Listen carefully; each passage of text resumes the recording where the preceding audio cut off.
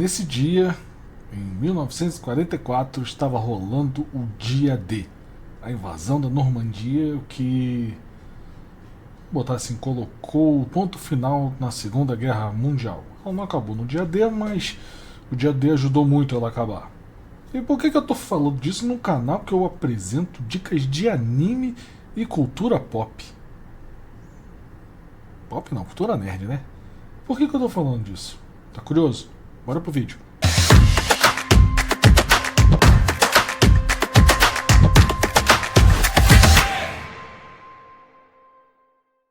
Vamos lá, galera. A introdução foi meio esquisita, mas hoje é vamos botar assim, um dia memorável. Né? 6 de junho de 1944 aconteceu o Dia D, que veio mudar a história, como a gente conhece, tanto que é um dia que foi marcado na história. E ele marcou não só a política, tanto a Segunda Guerra como a política de guerra e tudo mais, mas ele deixou. Ele não, mas a Segunda Guerra em si deixou uma marca muito grande no próprio povo japonês. E comemoração ao dia D, eu vou dar uma lista aqui de animes barra filmes para vocês assistirem que são sobre a Segunda Guerra Mundial e tudo mais. Só que em animações do lado japonês. Vamos abrir a minha colinha aqui porque filme pra caramba é. E eu não vou lembrar de todos eles de cabeça. Como vocês sabem, a minha memória é uma tristeza. Vamos lá. A gente começa com a história da família Trapp. The Trapp Family History. É um filme japonês de animação anime de 1991, vale a pena vocês procurarem, que vai contar a história um pouco antes da Segunda Guerra Mundial sobre a família Von Trapp, que passa naquele conflito, a ascensão da galera do bigodinho, porque e o conflito, tipo, você tem que servir, você tem que ir pra guerra, você tem que lutar e tudo mais. É um filme bem interessante, bem legal, que mostra essa perspectiva. É um filme mais leve, eu tô começando pelos leves, que depois a gente vai entrar nos que, meu Deus do céu, eu até chorei com eles. Vamos lá. O próximo a gente tem Quem Ficou Pra Trás, Who Left Behind. É também um filme de 91 e ele vai contar a história de alguns sobreviventes da Segunda Guerra. Tipo, a guerra acabou e as pessoas tentando sobreviver. A vida, dia a dia do povo japonês pós Segunda Guerra Mundial. O que eles têm que fazer depois da Segunda Guerra Mundial? É um filme mais leve do que os próximos. E o que eu vou explicar? Ele é meio que, tipo assim, ele mostra o amadurecimento das pessoas em relação à guerra, as crianças tendo que amadurecer muito rápido e tudo mais. É uma historiazinha bem legal, vale a pena ser assistido. Depois nós temos A Ilha de Giovanni. Esse aqui já é um pouco mais novo, ele é de 2014, mas também é muito maneiro, porque ele vai contar uma outra parte da história que poucas pessoas sabem, que ele vai falar da ocupação de uma ilha japonesa pelos russos, pela União Soviética. Ele vai contar a história de dois irmãos fazendo amizade com uma desses colonos russos que estão indo para viver nessa ilha. Diga-se de passagem, essa ilha até hoje é da Rússia. Quer dizer, está sob domínio russo. Não sei se eles consideram da Rússia, mas até hoje está na mão da Rússia. É a ilha de Chikotão, que ela está ocupada e até hoje está sob mãos russas. Agora, a gente já está saindo dos filmes que são um pouco mais leves. A gente vai entrar nos que são um pouco mais pesados. Esse aqui é de um estúdio que eu sou fãzaço. Só que ele é... Meu Deus do céu, esse filme me fez chorar. Que é Túmulo dos Vagalumes. Ele vai contar a história de dois irmãos que os pais acabam falecendo devido a um bombardeio na cidade deles. Não é o bombardeio de Hiroshima e Nagasaki, se eu não estou enganado, mas vai contar a história desses dois irmãos tentando viver levar a vida para frente no meio dos horrores da guerra. É uma história muito legal, muito boa, eu adoro. E ela deixa um peso.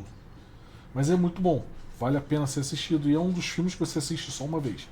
São poucas as pessoas que eu conheço que falam: eu assisti esse filme 2, 3 vezes. Que ele é bem, assim, impactante. Agora eu vou pra Kaze Tachuno. Eu não sei falar isso em japonês, mas em português ficou Vidas ao Vento. Ele vai contar. Ele é um filme de meio que biográfico. Meio biográfico. Não vou dizer que é 100% biográfico, mas é meio biográfico. Vidas ao Vento. Ele vai contar a história de quem mesmo? Ele vai contar a história de Hiro Horikoshi. Quem é Hiro Horikoshi? Você pergunta? Ninguém mais, ninguém menos do que o cara que projetou os Zeros japoneses, aquele avião famoso japonês, principalmente na Batalha de Pearl Harbor, em que ele fez escalação no Vasco, vamos botar assim, então. Ele foi quem projeta os Zeros japoneses. O projetista do Mitsubishi, ele projeta o Mitsubishi A5M e o A6M, que é o Zero, durante a Segunda Guerra Mundial, e vai contar a história dele, a trajetória dele de projetista aeroespacial para criador de uma das mais absurdas máquinas de guerra que o Japão tinha. Ele vê a própria criação sendo usada para destruição e tudo mais. É bem interessante, vale a pena ser assistido. E agora, vamos lá. Os filmes já estão ficando mais pesados. Esse aqui é um. Cara, esse é difícil, porque ele começa todo bobinho, todo bonitinho, e tem uma das cenas mais chocantes de todas as animações dessa época, que é o Barefoot Glenn, ou o Glenn dos pés descalços. Cara, ele vai contar a história dos irmãos de Glenn, do Glenn e seu irmão, se divertindo, brincando, vivendo a vida como duas crianças normais na cidade de Hiroshima. E uma das cenas finais desse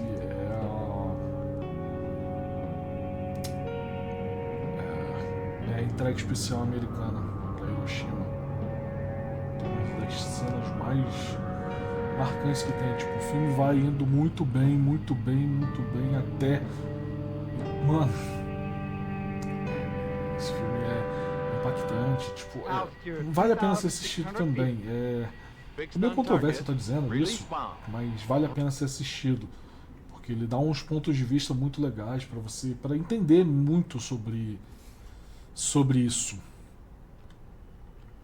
Esse último também é outro filme muito bom, mas é meio pesado também, que é In This Corner of the World, nesse pedaço do mundo.